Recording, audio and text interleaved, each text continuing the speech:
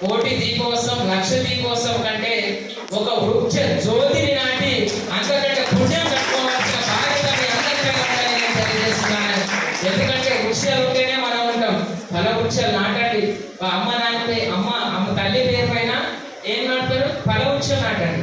Birthday రోజు తండ్రి పేరు పైన ఒక నీడనిచ్చే మొక్క నాటండి. ఇది మీ కళాశాల నుండి ప్రారంభించండి. ఎంత గొప్ప కార్యక్రమం ఇది.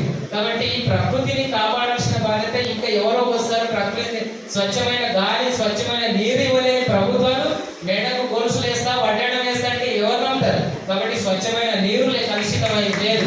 కాబట్టి మీరు జాగ్రత్త. పర్యావరణం విషయంలో నేను ఎవరిని రాజకీయ నాయకులు అందరూ కడిగి పడేయాలి మీరు అందరూ.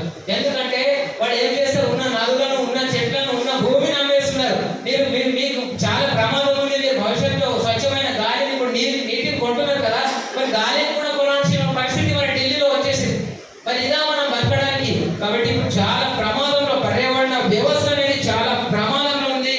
ఈ ప్రకృతిని విస్మరిస్తే మనం ఎవరు బతకలేము.